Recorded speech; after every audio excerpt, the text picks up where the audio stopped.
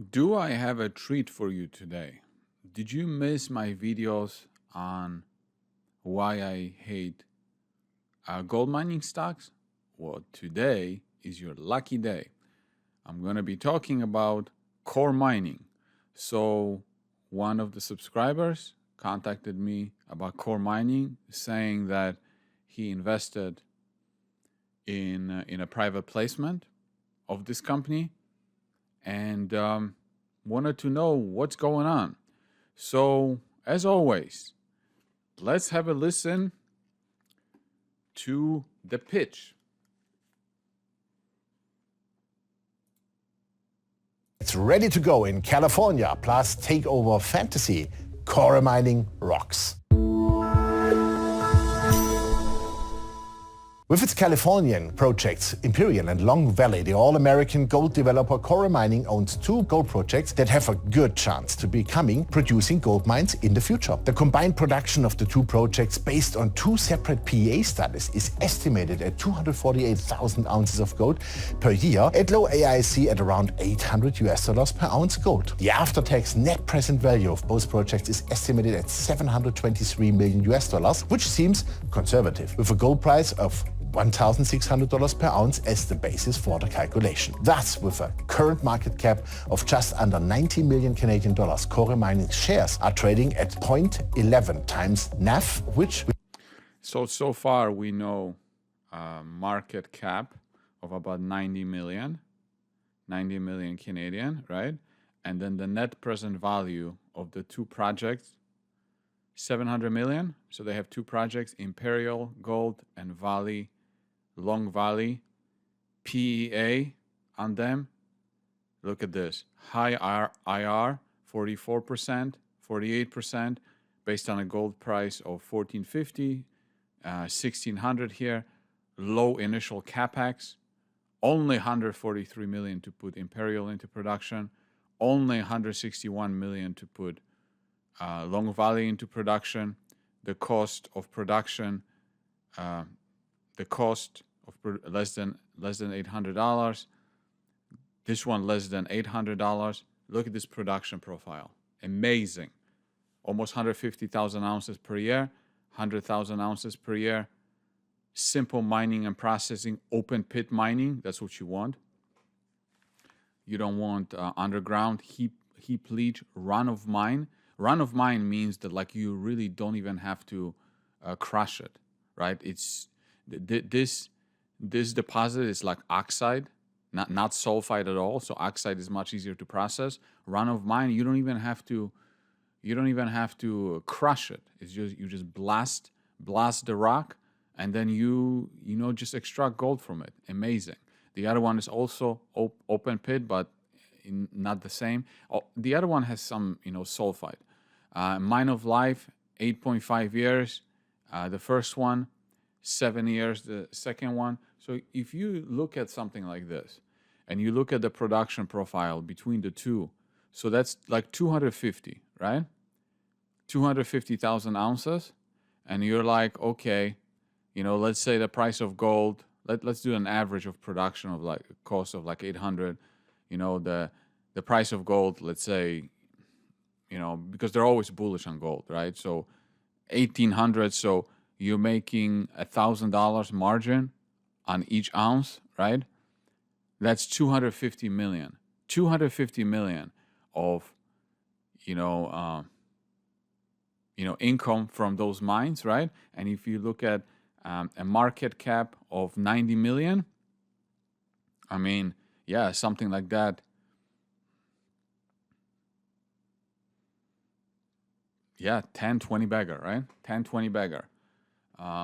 So let's continue and also, it's a simple project, nearby infrastructure, because you want infrastructure, right? Electricity, water, all that. So it has everything. Exploration upside, positive economics, low capital intensity, 100% owned, infrastructure, simple. You already have net present value, so a lot of work has been done on it, right? Like, it couldn't get any better. Let's continue. we believe is a very low valuation, especially considering the low upfront production startup capex of only $304 million for both projects. Alongside this, the stock offers one of the highest NPV capex ratios in its peer group, meaning the company should get a lot of enterprise value for every dollar invested. Management holds 38% of the company and Eric Sprott 26%. The project. The most important thing, what he just said here, the most important thing, Eric Sprott owns X number of shares. Like the most important thing in the thesis, Eric Sprott, the god, owns 26%, right? Management owns 40%. They are hugely incentivized. I am very impressed. So here we see the stock price, right? May 2020, 50 cents, almost got up to $2, right? And now, as of this video, it's about $1, right? This is all Canadian. So share price about 90 cents, market cap 96 million, cash in the bank about 5 million. With the most potential is the 100% owned Imperial project, which has already proven 2.2 million ounces of gold. The 2.2 million ounces of gold they already have. 500-hectare project is located less than 15 kilometers south of Equinox Gold's highly successful Mesquite mine. For 2021, Equinox Gold published a production forecast of 135,000 ounces of gold at AISC of $1,300 per ounce. This would of course make the Imperial project a perfect acquisition or joint venture target on which to build a simple and standardized gold recovery process. Overall, KOREF believes there is more than 28 kilometers of geological trends here, with various drill targets with high discovery potential. KOREF's next steps are to advance the PEA mine plan through the permitting process and to further explore its own concession areas in the Mesquite Picacho district. The company has started several new field programs to systematically explore its land package and refine drill targets. Drilling permits have been applied for and drilling is expected to commence in the second half of this year. The second prospective project is also 100% owned and has the project name Long Valley. KOREF Mining controls a total of more than 720 hectares here, and the company anticipates a geological trend of more than 10 kilometers with various drill targets. Long Valley has already 1.7 million ounces of gold. The latest PEA shows that Long Valley has the potential to be a simple heap leach gold mine with high recovery rates that should produce over 700,000 ounces of gold over the full mine cycle. KOREF is also continuing to explore here to increase resources and sees potential for high-grade sulfide drill targets at depths. They announced their planned exploration plan for 2021 at the end of March, which includes drilling to test the highest priority near-surface oxide resource growth targets, as well as the underlying sulfide feeder structure targets later this half year. KOREF Mining has two prospective gold projects in California that can be represented as simple open-pit gold mines with comparably low costs. These promising projects, the low free float and the extremely interesting share price trend are strong arguments for KOREF Mining. The share is undervalued and it is about to break out. Investors should follow Eric Sprott and speculate on a possible turnaround. The chances for this are very good. I'm your host Jochen Steiger, Swiss Resource Capital, in partnership with Lukas Copy TV. Thanks for watching us and bye-bye from Geneva. So the chances of success are very good, right?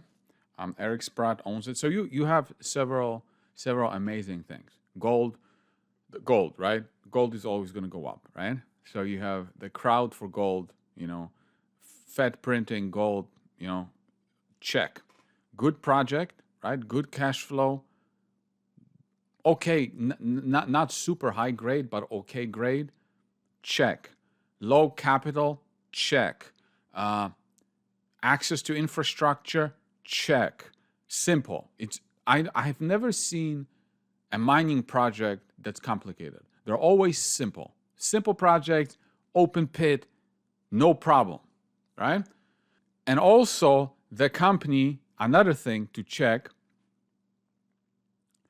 the company is spending marketing, advisory, and investor relations about $1 million. More than $1 million a year for promotion, right? So get it on podcasts, YouTube channels, newsletter writers, right?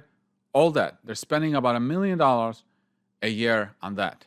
So no wonder you have people on Seeking Alpha, gold mining bull, core undervalued gold producer with insider support, the critical investor, the undervalued gold mining developing 2 heap leach projects in California, core mining PEA on Long Valley highlights value of gold portfolio in quality jurisdiction, because it's United States, right? It's quality jurisdiction.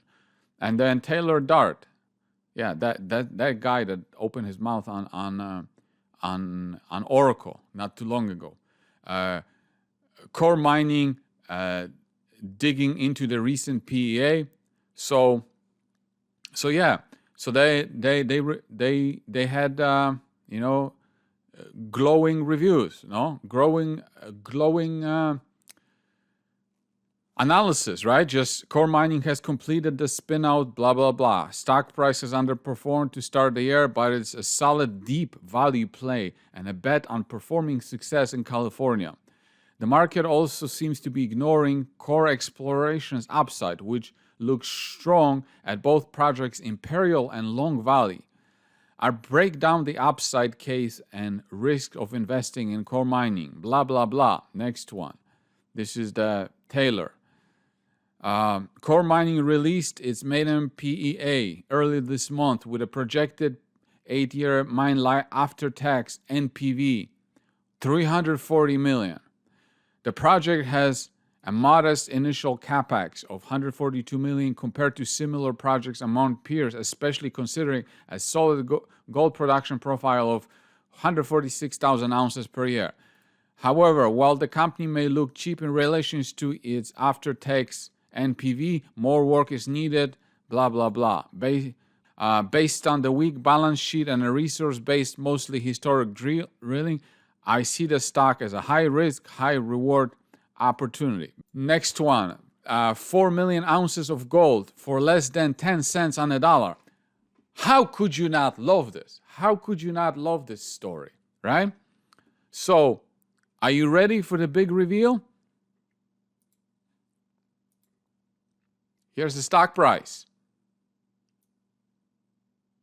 Down 98% from the peak. 98%. It's at 2 pennies. Market cap based on Google Finance. $3 million. So think about this. Think about this for a second.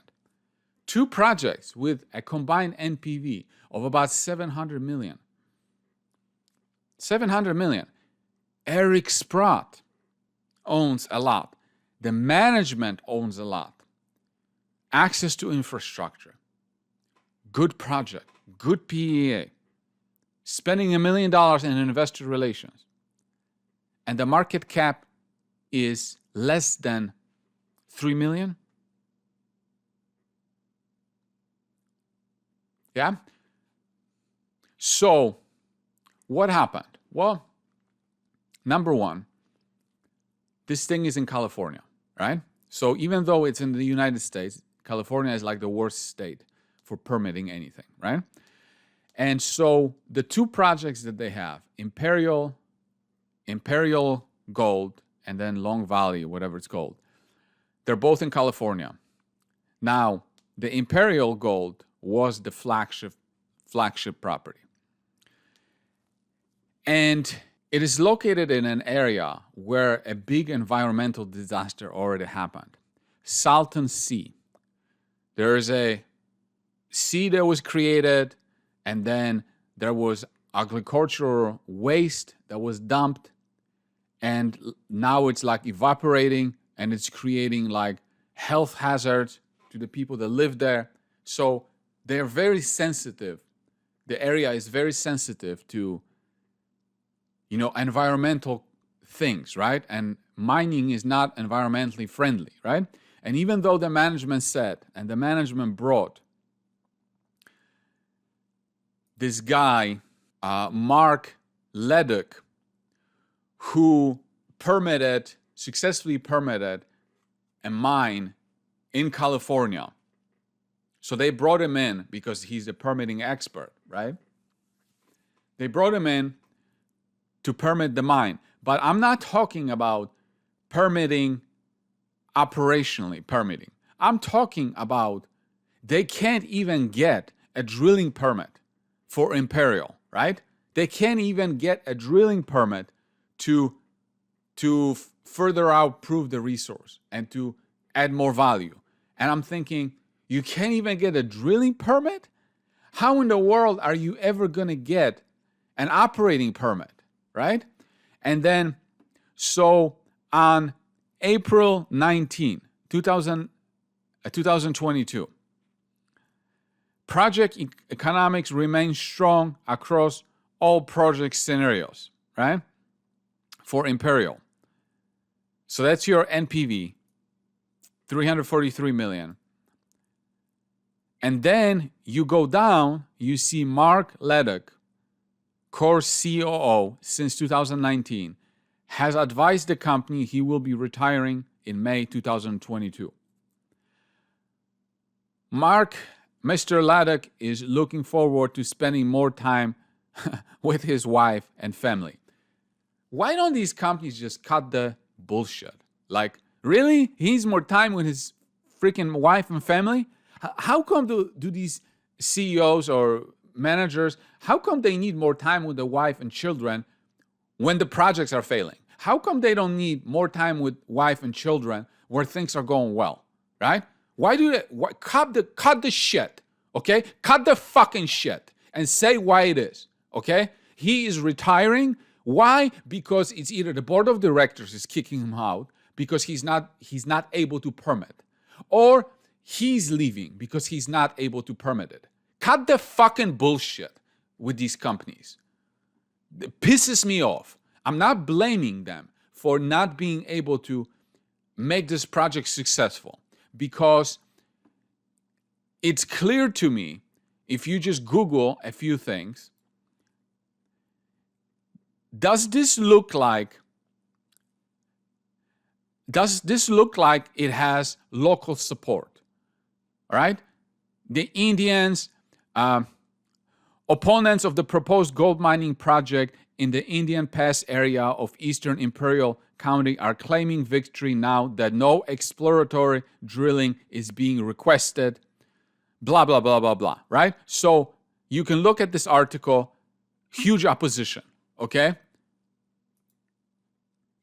Another article, you can just Google it. Huge opposition, okay? And then they come out and say that he needs to spend more time with his family. Like, I'm just so angry with these companies. Anyway, so now the stock is down, right? Hugely down. And you want to know what they're doing? On October 12th, 4 days ago, Core Mining announces rights offering and standby commitment. In other words, they are raising money at a penny, okay? At a penny. They are raising about $900,000 and printing almost 90 million shares. Like, this is almost a double dilution. Picture this. They raised, money at almost $1. If you look at the news from 2019, Eric Sprott announces $3 million, right? That was in 2019, right? August 2019. August, right here. August 2019. So he put $3 million at about 35 cents, right? Then he must have given them more money, because Core Mining accelerates exploration with closing of the first tranche of the $7.5 million strategic investment with Eric Sprott. Make sure you use Eric Sprott in the title of the press release. Hugely important. So anyway, so he gives them a lot of money, right? He becomes a big shareholder, as I showed you before. Now they can't get the drilling permit. They got the drilling permit for the other project, but apparently the other project, I don't know too much about it, but the other project is located in a recreational area, so it's probably not the greatest. I don't know too much, but this was their flagship property, right? So they come out and they're going to raise $900,000 at a penny and printing 90 million shares. And look at the announcement from Mr. King, October 13, 2022.